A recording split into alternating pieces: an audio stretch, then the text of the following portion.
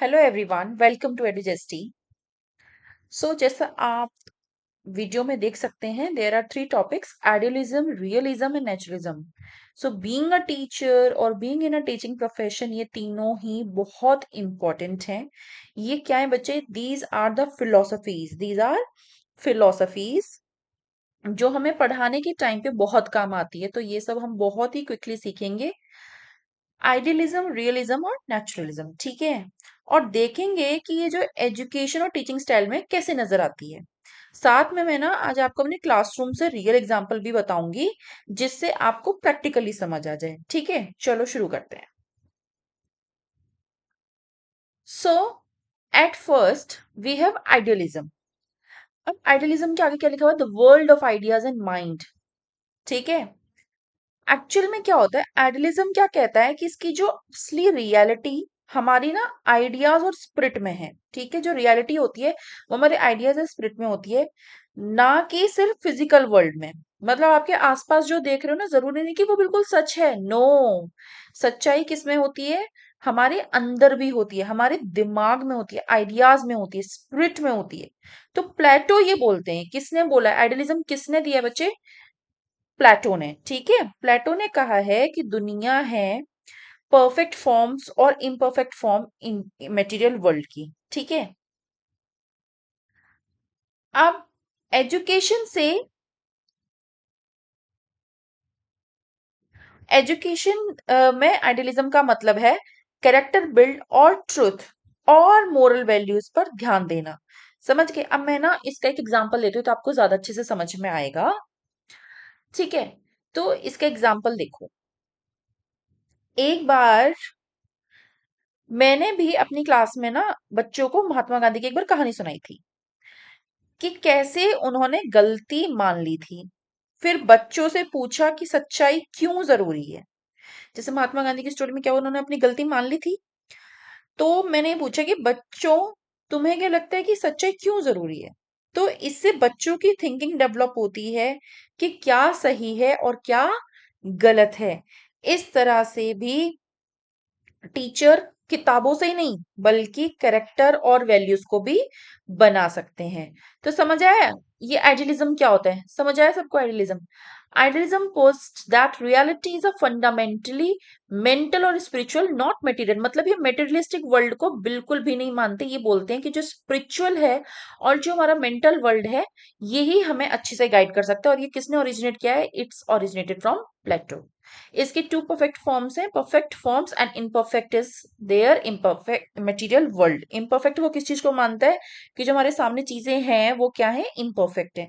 ये किसको प्रायोरिटाइज करते हैं? ट्रुथ को, वर्च्यू को, सेल्फ रियलाइजेशन को। मतलब आपके अंदर सेल्फ रियलाइजेशन हो जाएगी, आपके अंदर आइडियाज आने लग जाएंगे। तो फिलोसफी ये बोलती है कि आपके आसपास जो मेटेरियलिस्टिक चीजें हैं वो हमें डिटरमाइन नहीं कर सकती दैट इट इज राइट और wrong, rather than we can prioritize on the truth, virtue and self-realization, and which can be originated from through ideas. ठीक है, classic example of Plato allegory of the cave, illustrating the journey from illusion to enlightenment. Education in idealism focus on cultivating intellect and moral character. ठीक है, ये क्या बोलते हैं कि education ना जरूरी नहीं कि सिर्फ हम इंटेलेक्चुअली कल्टीवेट करें, मतलब सिर्फ दिमाग से ही काम लें। ये क्या बोलता है कि हमें थोड़े मोरल कैरेक्टर भी अपने अंदर बिल्ड करने चाहिए, जो कि एजुकेशन में इंपॉर्टेंट होते हैं। वैसे तो वो इसका पार्ट नहीं होते, बट अब क्या होने लगा है? It becoming the part of education.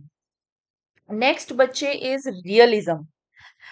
So realism क्या बोलते हैं? The world as it is, मतलब जैसी दुनिया दिख रही है वही क्या है? रियलिटी।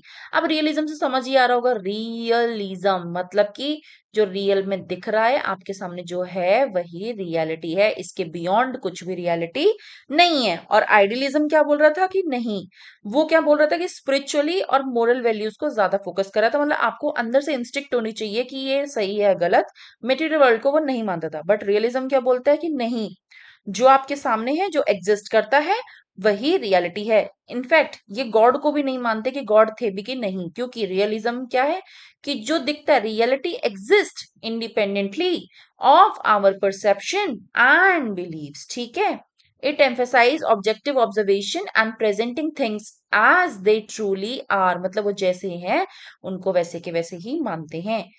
और इनको बेटा किसने दिया था? रियलिज्म क्या कहता है कि रियलिटी ना बाहर की दुनिया में जैसी वो सच में है, चाहे हम माने या ना माने। ये किसका कहना है बच्चे? ये किसका कहना है? जॉन लोके का एंड एरिस्टोटल का। ठीक है।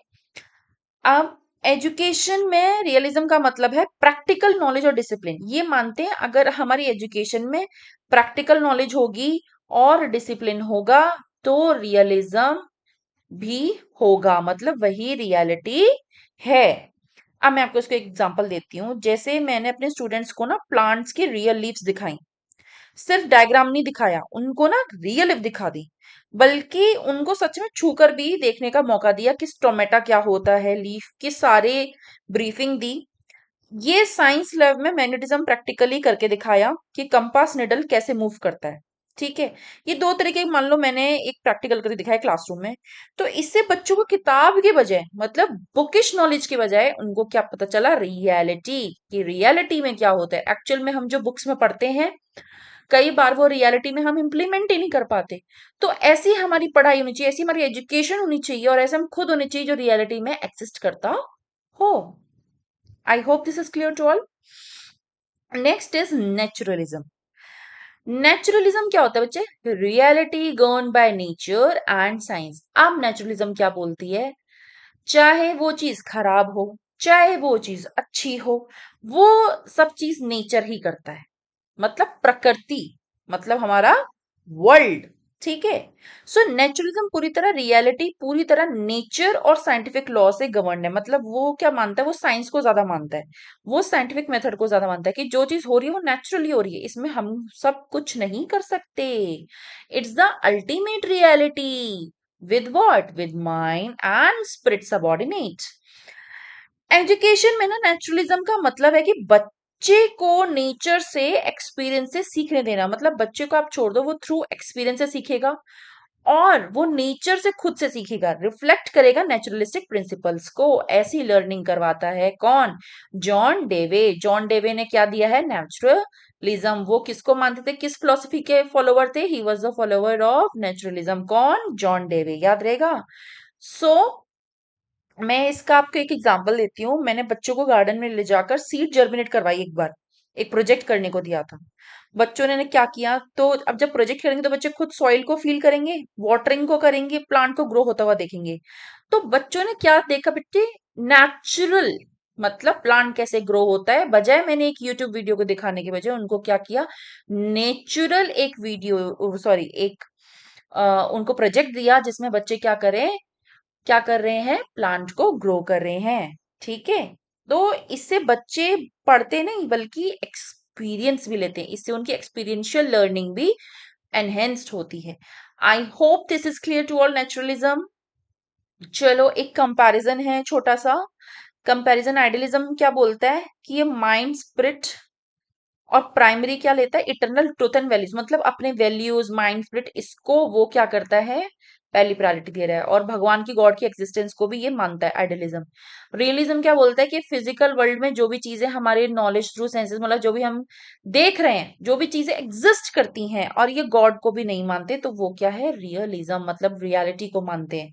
नेचुरलिज्म क्या बोलता है कि एक्सपीरियंस करने दो साइंटिफिक लॉज से। ठीक है। जो एग्जिस्ट करता है ये इसी को मानता है, नेचर को, ओनली नेचर को। ठीक है। तो अब मैं अगर ये बोलूं कि आप इन तीनों में, मैम टीचिंग स्टाइल क्या होगी, आपने ये तीनों पढ़ा दिए, तो हम इसको अपनी क्लासरूम में कैसे रिफ्लेक्ट करें? सो मैं बताती हूँ। आइडियलिज्म से आप क्या सीख सकते हैं? आइडियलिज्म से आप बच्चों को मोरल गाइड दे सकते हैं, स्टोरीज सुना सकते हैं, स्टोरीज के थ्रू उनको पढ़ा सकते हैं। और जो रियलिज्म होता है, इससे आप क्या कर सकते हैं? इससे आप ऑब्जर्वेशन, रियलिज्म से क्या कर सकते हैं? ऑब्जर्वेशन एंड एक्सपेरिमेंट सिखा सकते हैं। मतलब बेसिकली बच्चों को रियलिटी में करके दिखा सकते हैं। ठीक है। एक्सपेरिमेंट्स में, प्रोजेक्ट्स में, इन सब में रियलिज्म का यूज हो सकता है। और जब नेचुरलिज्म की बात होती है तो बच्चों को एग्जाम्पल क्या देना है कि आपको उनको साइंटिफिक मेथड से पढ़ाना है और चाइल्ड सेंटर्ड मेथड से पढ़ाना है। मतलब बच्चे को ही प्रायोरिटी देनी है इसमें कि बच्चा अपने आप एक्सपीरियंस करेगा और खुद ही सीखेगा। समझ आगे बच्चे? नेक्स्ट बच्चे impact on art and culture. अब आर्ट एंड कल्चर में भी इन तीनों का क्या इम्पैक्ट होता है, लेट्स सी। एडलिज्म क्या बोलता है? एडलिज्म बोलता है परफेक्ट फॉर्म एंड ब्यूटी। ठीक है, ये मोरल ब्यूटी को और परफेक्ट फॉर्म को स्ट्राइव करता है कि परफेक्शन होनी चाहिए। रियलिज्म क्या बोलता है? रियलिज्म दिखाता है कि रियल लाइफ और एक्यूरेसी, हमारे रियल लाइफ में क्या होता है और एक्यूरेसी क्या होती है, रियलिज्म शो करता है। नेचुरलिज्म क्या करता है? नेचुरलिज्म क्या बोलता है कि नेचर और साइंटिफिक डिटेल्स में आते हैं। Next is educational implication. तो जैसे मैंने आपको पहले टीचिंग मेथड समझाए थे, अब यहाँ पे इनकी इम्प्लीकेशन। तो आइडियलिज्म में क्या होगा बच्चे? आइडियलिज्म में होगा कि टीचर जो है वो मोरल गाइड की तरह काम करे, फोकस करे उनके इंटेलेक्चुअल और स्पिरिचुअल ग्रोथ को, शेपिंग एंड कैरेक्टर, मतलब कैरेक्टर की तरफ, स्पिरिचुअल और बच्चों को वैल्यू देना। ठीक है, ये सारी चीजें आइडियलिज्म में आती है। रियलिज्म में क्या है? फैक्ट, याद रखना, कैसी कैसी नॉलेज देते हैं? Factual knowledge, discipline, practical skills, ये सब क्या है? रियलिज्म। ठीक है। नेचुरलिज्म में क्या बोलता है? क्या एजुकेशन इम्प्लीकेशन है कि चाइल्ड सेंटर्ड होनी चाहिए, एक्सपीरियंशियल लर्निंग होनी चाहिए, align with nature, and as in John Dewey progressive education. हमने जैसे जॉन डेवे के प्रोग्रेसिव एजुकेशन पढ़े हैं, उसमें जैसे दिया हुआ है कि बच्चे एक्सपीरियंस से खुद करना सीखते हैं, लर्निंग बाय डूइंग। तो ये सब क्या है? नेचुरलिज्म। ठीक है। Now conclusion. सो कंक्लूजन क्या है बेटा? आइडियलिज्म, रियलिज्म और नेचुरलिज्म आज भी इंपॉर्टेंट है। ये हमें सोचने का ना तरीका देते हैं। क्या देते हैं? हमें थिंकिंग को सोचने का तरीका देते हैं। जैसे सबसे पहला है जो है वो हमें बोलता है कि दुनिया को समझने का फ्रेमवर्क। ठीक है, जो कि आइडियलिज्म बोल रहे हैं। सेकंड बोल रहे थे एनकरेज क्रिटिकल थिंकिंग, हमारी क्रिटिकल थिंकिंग को इन्फ्लुएंस कर रहे हैं। नेचुरलिज्म क्या बोलता है? एजुकेशन, आर्ट, कल्चर का हमारे जो दिमाग होता है उस पे इफेक्ट पड़ता है, लेकिन साइंस भी अनडिनाइलेबल नहीं है, हमें साइंस को भी फॉलो करना चाहिए। सो अगर आपको इनमें से कोई भी फिलॉसफी सबसे ज्यादा पसंद आई हो तो प्लीज कमेंट में जरूर बताइएगा, ताकि आगे भी मैं आपको ऐसे इंटरेस्टिंग फैक्ट्स के साथ और इंटरेस्टिंग एग्जांपल्स के साथ आपको समझाने के लिए और वीडियोस बनाऊं। Thank you for learning with Edujesty. Like, share and subscribe. Thank you all.